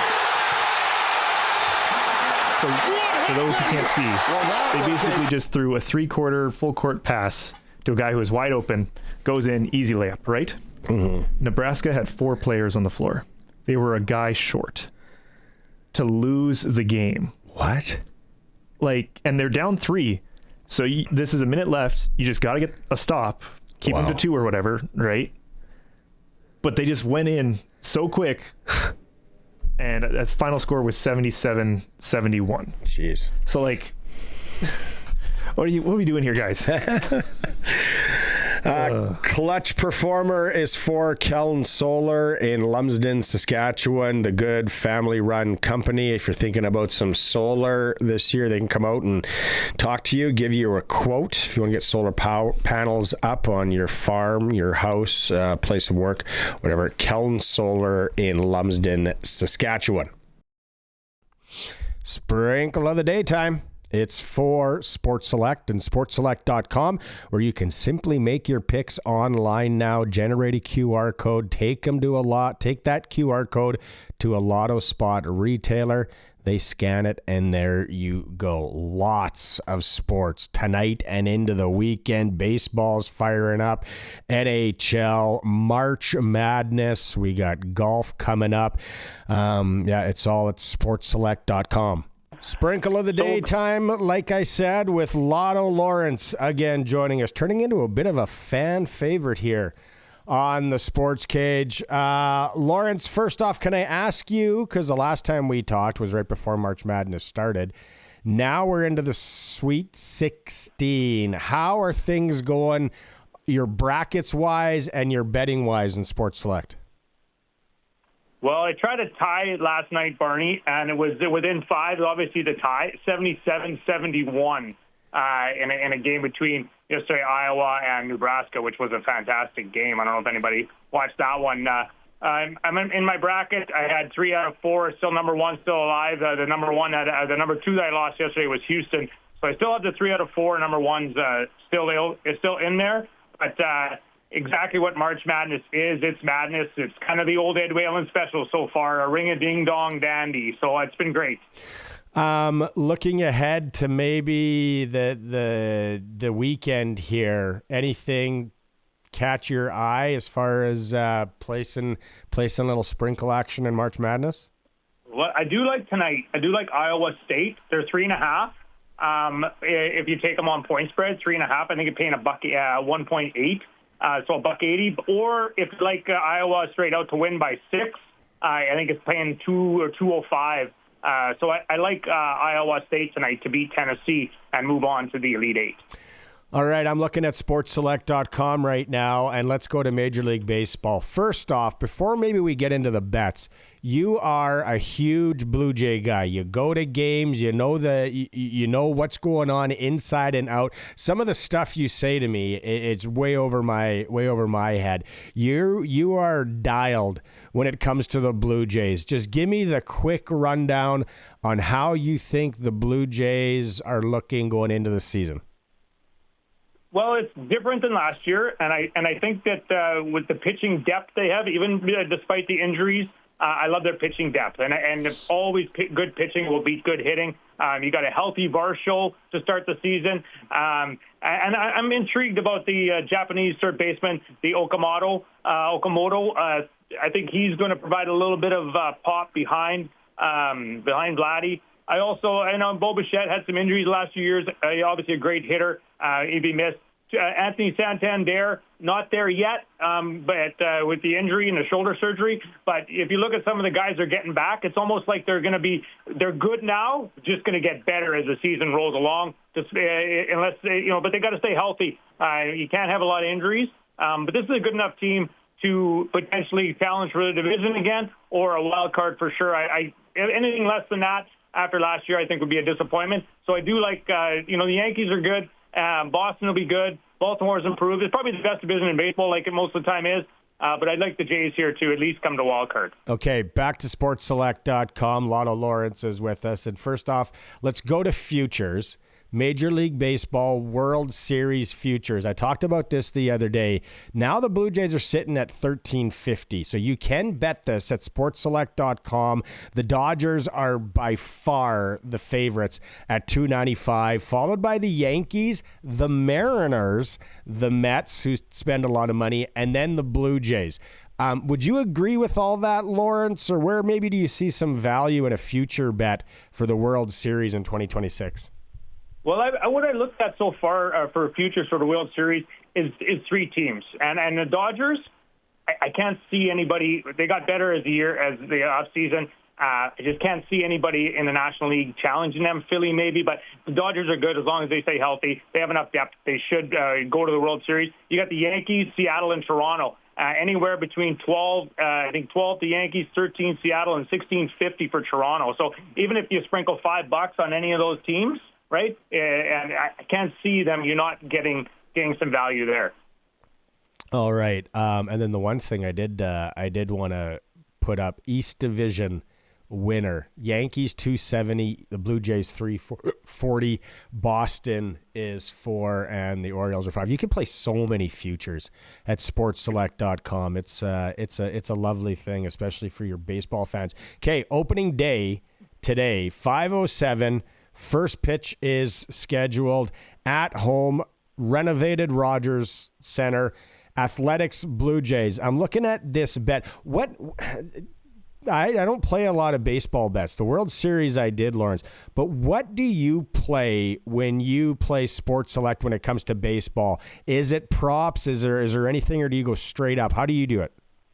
Okay, so there's different ones, especially early in the season, Barney. Good thing you brought this up because, the hitting is the timing, but the pitchers don't pitch more than about 80 pitches. They don't pitch 110, 120 pitches. They don't pitch as long. So you're getting into bullpen. So I like early in the season a lot of games to go over, especially if you're starting to get into the third or fourth day of a series, that you're getting the third or fourth day of a guy's team's rotation. I like the games to go over. So lots of scoring early in the year, I believe. But also in Sports Select, if you're betting on, and I don't know if you know this, but a visitor and home, if you're in a tie, and like if it's a one game, it's considered a tie. So if you're a 3-2 or 4-3, it'd be a tie. A one run, you mean? One run, sorry, yes.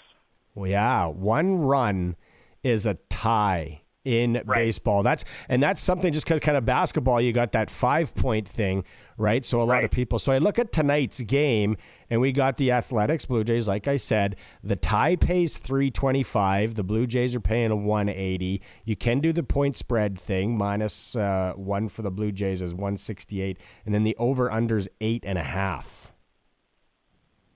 Right. Like I said early in the season, I know your number one rotation here is Severino versus Gausman today. But both teams, good offenses. I believe that game goes over. It should be close. I imagine the game is going to be close. Probably a 6-4 kind of Blue Jay win. Tie is kind of questionable. What I do like, I don't know if we talked about this, Barney, at all, but your PWHL. Now, this is they're interesting there because there's such low over-unders. Like tonight, you got 3.5 Boston Fleet against Toronto Scepters. I've been trying sprinkle some ties in there because the games are so tight. 2-1, 2-0, 1-1, 2-1. Like they're all low scoring. So there's a lot of ties and some value there. Oh, PWHL, Lawrence is telling us to look at sportsselect.com. The other thing that I just have the screen in front of me, Lawrence, and I had no idea. I definitely have never played this when it comes to Sports Select. NCAA playoff hockey. Mankota at Western Michigan, Bentley at Michigan, Cornell at Denver, Penn State, Gavin McKenna at Minnesota Duluth. So if a person wants to kind of just relax and watch some NCAA playoff hockey, you can sprinkle on that. Anything else that we're missing from you, Lotto Lawrence, as we chat today? Well, one more thing I wanted to touch on a little bit of hockey. Now, I went to the Oilers game last week against Tampa, and I was not impressed. Tampa's a good team, but I was looking at some futures now for hockey, and if Colorado to win the Stanley Cup, 3.6, that's just not enough value there for me. I'm gonna go and dip into something else. We talked about Minnesota before. The seventh best odds right now, according to Sports Select, at 14.5. And Anaheim, 11th best odds. Anaheim is an interesting group. You know who's been playing well since the Olympic break was the Montreal Canadiens. They seem to be winning any kind of way. Slavkovsky, Caulfield, and Suzuki, one of the hottest lines in hockey. And they're 13th best odds, 34-1 to win the Stanley Cup. I mean, there's a bit of value there. Put $3 or $4 on there, you get over $100. So I like that, and I'm just looking at the Eastern Conference in the futures on sportselect.com. The Canadians are 14-1. The Columbus Blue Jackets, who's a team that I think's a little sneaky, they kind of have that team feel. They're 14 and a half. They're paying as well. What Rick Bowness has done there with Columbus is pretty special. Yeah, they are surprising, and they kind of they got probably potentially a Norris Trophy winner there in Werenski, and he's been leading that group pretty well. So Columbus is a team that you can't sleep on for sure. Lawrence, it's always a pleasure to catch up and do this. Appreciate it. Best of luck with your bets this week. We'll catch up in a week or 10 days. Thanks, Barney. Lotto Lawrence joining us for Sprinkle of the Day for Sports Select and SportsSelect.com. Go online, go check out those futures, and you can make your picks online. If it is a future, you hit generate code, and then you get a fancy QR code. Take that to the Lotto Spot retailer. They have a little unit there that can scan it. Bingo, bango, and you got your bets. Or you can place them the old way with the slip as well. Every bet is 100% legal.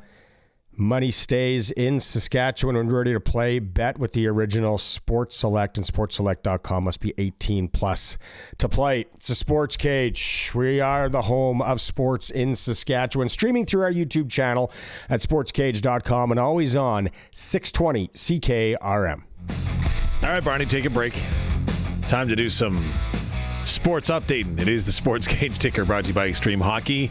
Authorities say Tiger Woods showed signs of impairment and was arrested at the scene of a car crash in which he struck another vehicle and rolled his Land Rover. Martin County Sheriff said Woods and the person in the other vehicle were not injured in the crash. Woods was able to crawl out of the passenger side of his Land Rover. The crash occurred about 2 o'clock this afternoon, not far from where he lives. Not good news for Tiger Woods. The clutch performer, the insurance guy? It was Barney's idea, not mine. Okay. Just saying. I'm just saying. Also on the go today, Team Canada, that's Matt Dunstone. He opened up at the World Men's Curling Championship in Ogden, Utah. And his first game up against South Korea, steals 1 in 9, doesn't have to throw his last shot in 10, and defeats South Korea 5-2. They're 1-0, playing Italy tonight. Also on the ice tonight, of course, the Regina Pats and the Medicine Hat Tigers open up their best-of-7 first-round WHL playoff series. You'll hear the game here on 620 CKRM, starting at 6:30. Also in the dub tonight, Red Deer is taking on Prince Albert, and Saskatoon is at Edmonton. Of course, both of those are also game ones of the best-of-7. In the SJHL tonight, one single playoff game. That's the Melville Millionaires home to the Yorkton Terriers. Yorkton leads the best-of-7, 2-1. In the Prairie Junior Hockey League, the Saskatoon Wesley's are taking on the Regina Capitals. That's the opener of their best-of-7 league final. While speaking of league finals, the Regina Pat Canadians and Moose Jaw Warriors play Game 4 of their best-of-5 tonight. The Pat Seas lead the set 2-1, looking to win back-to-back. championships at the U18 boys level here in our province. Just a couple of games in the NHL. Detroit taking on Buffalo. The Rangers welcome Chicago. And it's opening night tonight for the Toronto Blue Jays. They take on the Athletics. First pitch just after 5 o'clock. So that's coming up shortly here as the pomp and circumstance is on currently at Rogers Center. Should mention CFL Combine continued. Good showing for Regina's Charlie Parks, a defensive lineman from the University of Saskatchewan Huskies. Ran the fastest 40 of all defensive linemen attending today's Combine, a 4.87 second time, so good on Charlie. You can see all the results from all of the Saskatchewan athletes at SportsCage.com. And over in Moose Jaw, Hoopla is on. Lots of things to talk about there as all divisions have gotten going. In 5A girls play today, we can update the scoreboard for you. Currently, Swift Current has just defeated PA Carleton 68-53. Regina's Winston Knoll topped Estevan 88-59. Again, that's girls 5A action. In 4A action, Harvest City looking to defend their provincial championship, and they'll have an opportunity to do it tomorrow against Meadow Lake, as Harvest City topped Harvest City topped Melville 58-30, and then Meadow Lake defeated Moose Jaw Central 61-49. That again in girls 4A play today. There's also 2A and 1A girls action on the go today. In boys 5A action over at Hoopla, again happening in Moose Jaw earlier today. Prince Albert St. Mary's was able to top North Battleford 86-68, pardon me. La Boldis, wow, nail-biting win as they downed Saskatoon Walter Murray 77-74. Again, that in boys 5A games. In 4A contests today, North Battleford fell to Harvest City 73-69. Heartbreaker for North Battleford, but Harvest City, an amazing comeback. That from folks that were on the scene said it was just incredible to see the conclusion of that ball game. So 73-69, Harvest City wins. They will take on the winner of Moose Jaw Central and Humboldt in the boys 4A championship, again taking place in Moose Jaw this weekend. Lots to get to coming up. After 5 o'clock, if you missed it, we will hear from Farhan Lalji. He's at the CFL Combine. He'll tell you firsthand what those Saskatchewan athletes were doing there and what it looked like in Edmonton. Also, we're going to head to Medicine Hat. Dante to Caria, the voice of your Regina Pats. The Pats are getting set to return to the postseason for the first time in a couple of seasons. They take on the Medicine Hat Tigers. And if you missed the conversation with Brad Haroff and Barney Shynkaruk earlier this year, the goal was make the playoffs. Earlier this week, what stood out to me was we don't care about the David versus Goliath, the underdog thing. That doesn't matter to us. We're going to just show up, do our thing, and not feel sorry for ourselves. That's a very bold thing to say when your last two defeats from that team were like almost double digits. Like, I'm not coming at Coach Haroff because he knows a lot more about hockey than I ever have. He's forgotten more than I probably know. Yeah. But I'm still like, dang, that's a mentality to have when the last two times we played them, it was like 11-1 and 10-3 or something, right?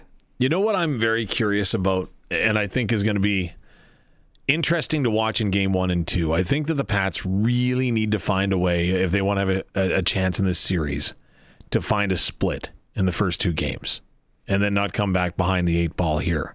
You were just listening to me and Barney in the first hour, weren't you? Pretty much. Yeah, okay. But that was my thoughts exactly. That's all I'm saying. I'm curious to see how the Pats respond, right? Mm-hmm. They're 0-4-1 in their last 5 games. And right, through all of those, they had an opportunity to get one single point and you clinch the playoffs yourself. Mm-hmm. Now, I am definitely not going to say they backed into a postseason spot because they put themselves in a position where other teams had to win and they couldn't do it. But what I will say, though, is I'm very curious because it's almost like the weight of the world can come off their shoulders. Mm-hmm. Because when you show up day 1 of training camp and say our goal is to make the playoffs, and then you're in such an epic race down the stretch that it comes down to every shot, every shift, you know what I mean? Yeah. So now it's almost like shackles come off. So let's go ahead and see what we can do. Yeah. And Barney alluded to it, right? Barney said in that interview with Haroff, he said, we're kind of playing with house money now, right? Yeah. So what do you got to lose? So, you know what I mean? Yeah, because again, like, we're very glad that we're in the playoffs, but everyone knows this team is built for a couple seasons from now, right? With the youth. So to be in the playoffs, take a run at things, gain some experience, yeah. it'll be great for these guys. I forget when I said this, but I said this earlier this week, I think. The only way it'll be good experience for the guys is if they're not blowout games. Because if the games are a runaway by Medicine Hat, then you're not really gaining anything from that game. So I'm hoping we have 1 or 2 games where it's close and we put the fight in, especially if we manage to steal one in Medicine Hat or get a Game 3 win and then try and make a bit of a series of it. I feel like that's the best case scenario. Of course, winning is the best case scenario, right? Yeah. But assuming we lose the series, best case scenario is to have a couple close games, maybe even a win, I think, to give the guys some actual playoff experience. Just, how do I say this? Like, I get it, the whole playoff experience. I completely understand what you're saying. Yeah. I have been scouring social media all afternoon trying to find out whether or not the Pat Canadians or the Regina Pats release their lineup. And you don't have to do it before 2 hours for game time in the Western Hockey League. Where's Maddox, Schultz, and Liam Pugh tonight? Because, of course, the Regina Pat Canadians trying to close out the Moose Jaw Warriors, and that is not going to be a fun task. All 3 games thus far in the series have gone into overtime. Yep. I wouldn't want to speculate where they are. When do they have to drop their roster? The Pat Canadians? Yeah. Or the Pats have to do it by 5 o'clock our time? Yeah. The Pat Canadians, when would they have to, quote-unquote, drop their roster? I don't know what that is. I don't know what that looks like. Yeah. Well, I guess we'll have a Pats roster in about 5 minutes, so we'll know, right? Okay, so obviously Dante is there in Medicine Hat. Hopefully, if I'm a betting man, he's not going to get to know the lineup until after he's done talking with Barney. Probably. But where do you think they should play? I think you leave them with the Canadians. Yes. You want to finish off your playoff series there, right? And then go, whenever that series is done, go to the Pats. Maybe you don't play the next game if it's a back-to-back situation. But then go to the Pats, finish off that series. And then I feel like even if we win the series, which I think it's well known my thoughts at this point, I don't think we will. Even if we win the series, I think you go then back to the Pat Canadians for the West Regionals. The West Regionals. Yeah. See, and that's, like I say, I think it's been a masterful job between the 2 organizations to figure that out. This is the last point I'll make on that is with the Western Regionals, they get going Thursday, Friday, Saturday, Sunday next weekend for a trip to the TELUS Cup. Yeah. Potentially, if you wanted to play Maddox, Schultz, and Liam Pugh, right, with the Pats, they'd have to go Tuesday or Wednesday. Or both. Yeah. And then you've got Tuesday, Wednesday, Thursday, Friday, Saturday, Sunday potential games for those 2. That's a bit of an uphill battle. A little bit. I'm sure I don't know about Liam and Maddox because I don't know them personally, but I'm sure there's a few athletes out there who are like, yes, please let me. True. I want to. Very true. What would you do? Would you have them in? Let us know. 306-936-6262 on the Prairie Land Rentals text line. We'll take a break and then go to Medicine Hat with Dante to Caria. He joins us after your news at 5 o'clock. Of course, this is the Sports Cage. We are streaming on YouTube, X, and at sportscage.com. And we're on your radio at 620 CKRM. Welcome back to the Sports Cage. Last hour on this Friday. It's playoff season. Talked about it earlier in the show. Obviously, some SJHL going on. Just the one game this evening in the SJ. Yorkton is in Melville. Yorkton leading that series 2-1. We got game 4. Regina Pat Canadians, Moose Jaw Warriors. Regina, another chance to try and win the U18 Midget AAA Championship. Senior hockey, we got Kenora at Langenburg, Game 5. Moosomin at Redvers, Game 5. The Kenora Langenburg, that's the Sask East Championship. It'll be handed out tonight. And then, of course, the Big 6 for Moosomin and Redvers. So just playoff hockey. And then the WHL playoffs start tonight. Out on the Western Pizza guest hotline again, voice of the Regina Pats, Dante to Caria, joining us from Medicine Hat, Alberta. All right, it is the matchup. We kind of thought that this was going to be the case. Dante, the powerful Medicine Hat Tigers. We talked to Brad Haroff on Wednesday. What are the Pats going to have to do to erase those last 2 games that and the scores, do you think, and just be able to hang in, and you got to chip at a chair now, but you want to just hang in and see what can happen against Medicine Hat here? Yeah, it's a good question, Barney. I mean, we just left morning skate, and, from some of the interviews that I did with the players that will air on tonight's broadcast, just from talking to the coaches, their mentality is to try to capitalize on the mistakes that the Tigers could potentially make. This is a team that scored 6 or more in 12 of their last 19 games of the season. They led the WHL with, on average, 5.12 goals per game this year. So they're known to put the puck in the back of the net, essentially at one of the highest paces in the entire CHL, if not just the WHL. So with that comes high risk, high reward. They're a team that likes to score off the rush. They will capitalize on turnovers. They move the puck out of their zone very quick. Their transition play is huge. So I think Regina has to be very opportunistic, if that makes any sense, Barney, as far as looking for potential turnovers that happen at their blue line, maybe cue plays they'll try to make in the D zone to bump it off the wall and get the puck out.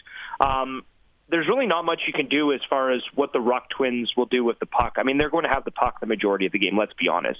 But what Regina has to do is to kind of protect the home plate area, and that's to try to limit shots for the middle of the ice. This is a team, just from watching, I was watching their practice earlier today, and just kind of watching how they move the puck. As soon as the puck is on the guy's stick, it's already on someone else's stick. Like, they're thinking 2 steps ahead of where the puck is already at. That's how gifted this team are. So I think Regina needs to anticipate those reads efficiently, and they're going to have to play good defense, let's be honest. I mean, this is a Tigers team that knows how to score, so the only way you can beat them is to, hold them to, say, 3 or less.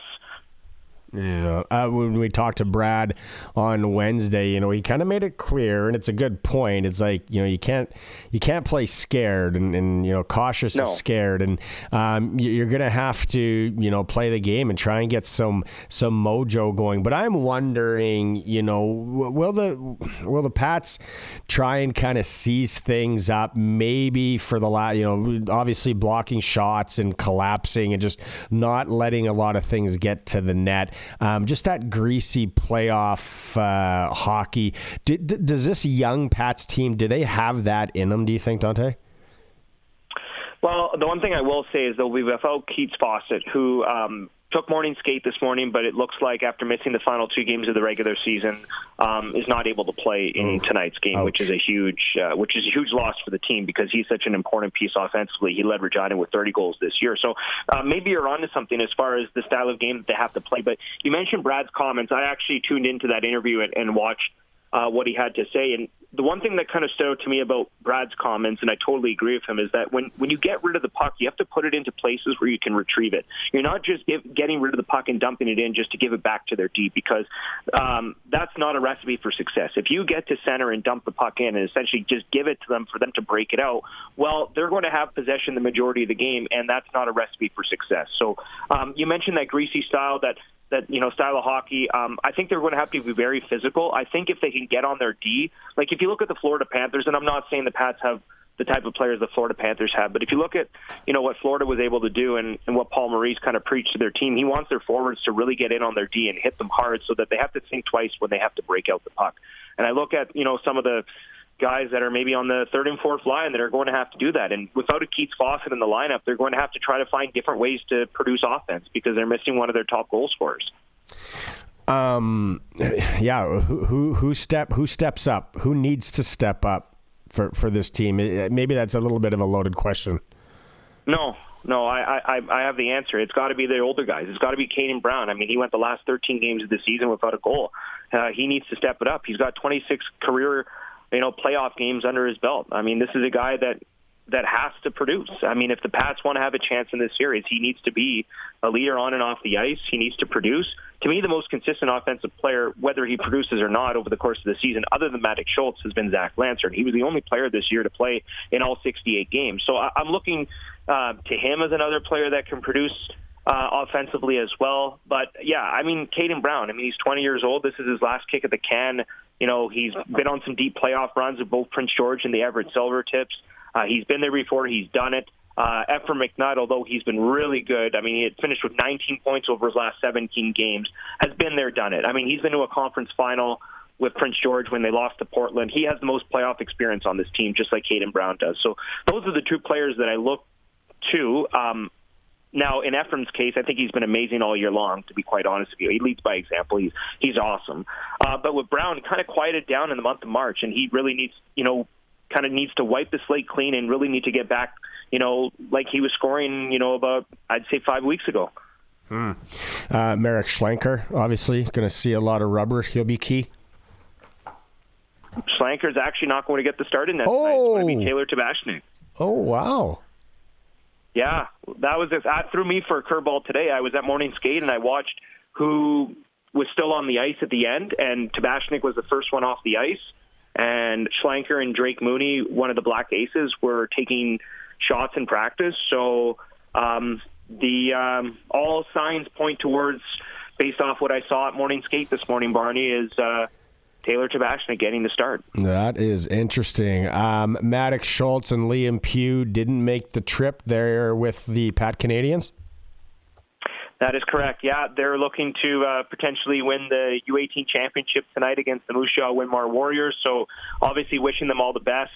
Just from talking to Liam and Maddox earlier in the week, they're highly motivated. And I listened to Brad's comments with you guys, earlier in the week on Wednesday when he did an interview. And I noticed that he also said, their focus is to win a championship with the Pat Canadians, and just from talking to them before we left, they're highly motivated and they want to get the job done, and they're looking forward to potentially playing games 3 and 4 with the Pats. I don't know if they'll have the opportunity to play game 2. That's kind of a quick turnaround for them, but expect them, if the Pat Canadians are able to win tonight, to be in the lineup for games 3 and 4 at the Brandt Center. Although I guess Western Regional start on Thursday as well, so that kind of throws a little bit of a wrench into things too. Yeah, it could be definitely a busy stretch for them. I asked Les Lazaruk this question earlier in the show. How many years have you been? Have you been calling WHL hockey now, Dante?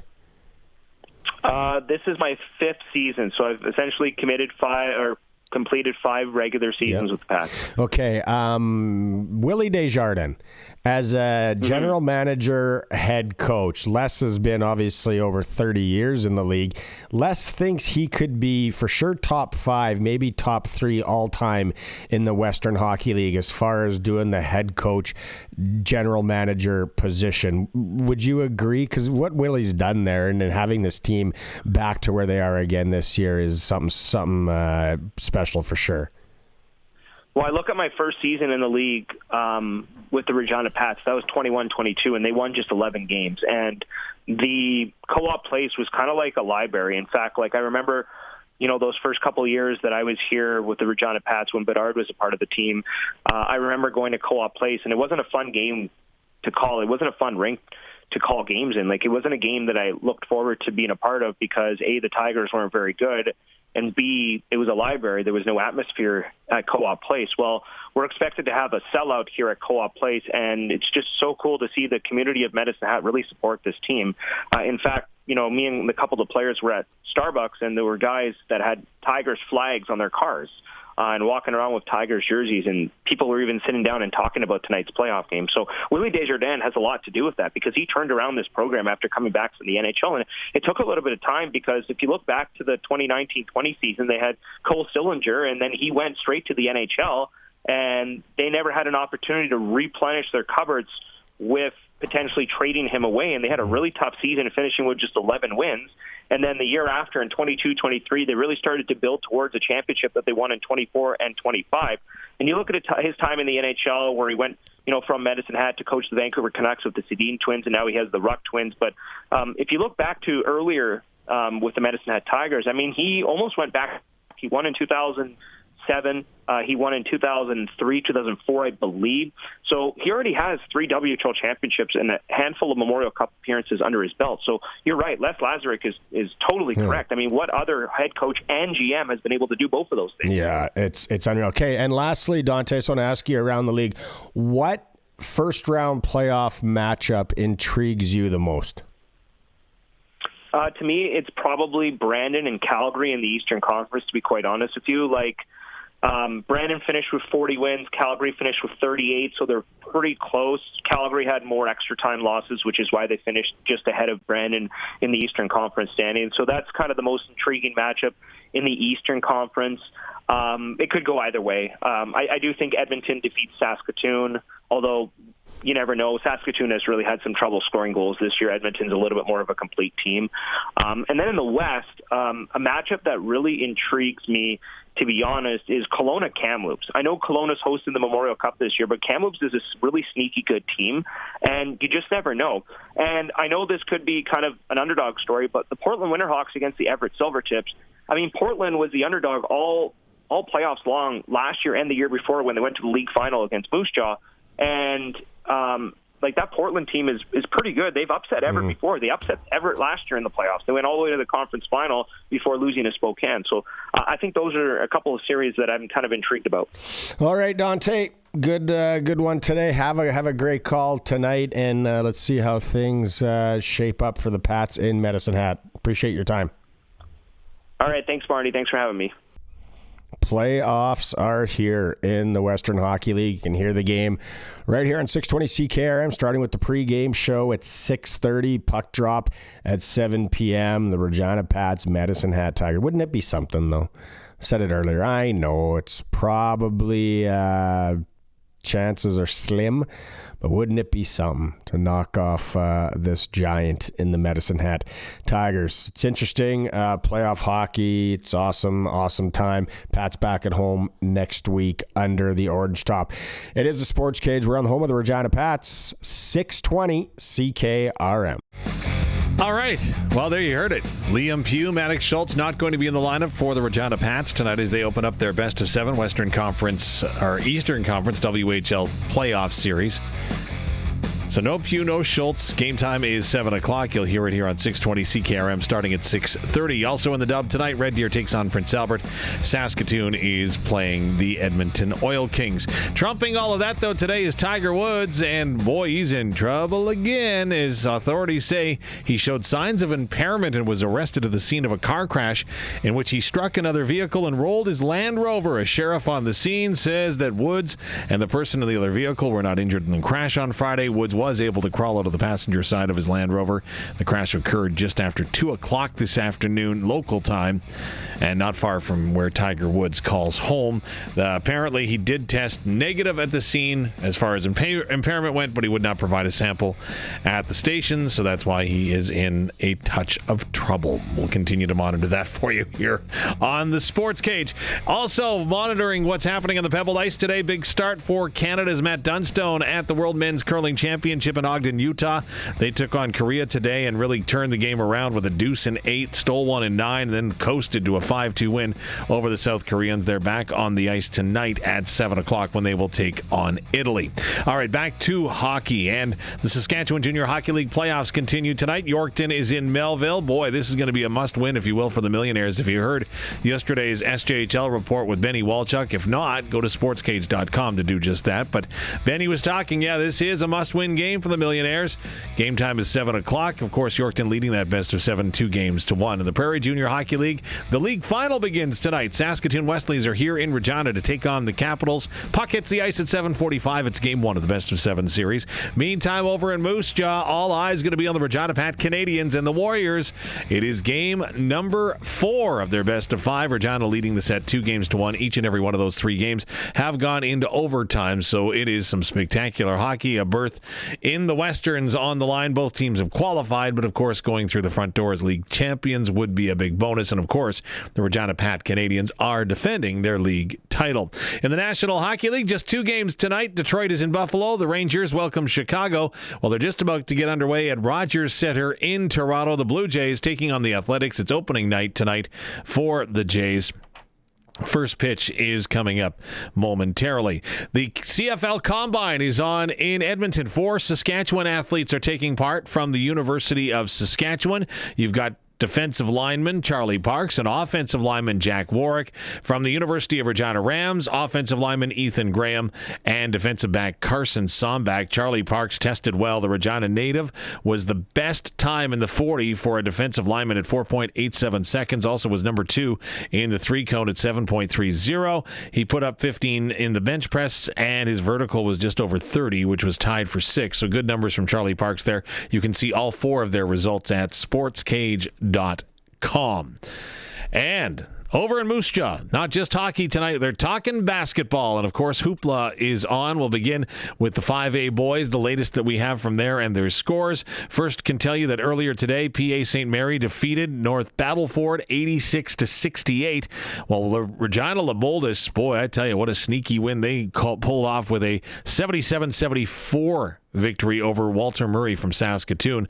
Holy Cross is going to get going against Regina Miller in just over an hour from now. PA Carleton takes on the Sheldon Williams Spartans. That is later on. A tip-off of 7:45 anticipated for that one. That is the 5A. In 4A, earlier in the day, Atlee Simon and his Harvest City team, boy, the Reapers, able to sew a 73-69 victory over North Battleford to advance to the final. They'll play the winner of Moose Jaw Central and Humboldt, who are currently on the court. Again, that is boys 4A action. In girls action today and the 5A draw, Winston Knoll was able to defeat Estevan earlier this morning, 88-59. Swift Current top PA Carleton 68-53. Getting underway in about an hour is Regina's Laboldis taking on Saskatoon's Holy Cross. Then Regina's Miller plays Walter Murray. That game tips off tonight at 7:45 in girls 5A hoopla action. 4A action, Harvest City have an opportunity to go ahead and try to defend their title. They were big winners this afternoon. It was a tough-fought win, 58-30 over Melville. The score may not indicate it, but they did get the job done and advanced to the final. Alexis Gall led the way in scoring with 13 points. Kaylin Clive had 10-17 for Victoria Bay for Harvest City, and again in their victory over Melville. They will play the winner of Meadow Lake and Moose Jaw Central in the final. Just in on that one, Meadow Lake defeats Moose Jaw Central 61-45, meaning that at Peacock tomorrow, Meadow Lake takes on Harvest City. First tip-off tomorrow evening is at 5 o'clock. And that's a look at your Sports Cage ticker for Steelcraft Doors. Did I miss anything? I think I got everything. I think you got everything that time. That time? You're suggesting there are other times that I didn't? Michael Kingsbury retiring, I mentioned. Oh, you did mention that, yeah. Yeah, so that one's on me. Yeah, for those who didn't hear, he is retiring, doing one last dance at his home hills. What do you call it? They probably have They would have mountains in Quebec, so. Oh, of course they do, yeah. But, also March Madness going right now. Duke and St. John's, 11:49 left in the first half, or into the first half. St. John's is up 19-15. Early, but you gotta be up at some point to have a chance beating a number one. So that's true. And then Alabama Michigan tip off is in 20 minutes, but everyone's probably watching either local hockey or the Blue Jays. So. Just saying, right? Yeah. Which, while you were doing the ticker there, we have it up. Oh, look, there's Joe Carter.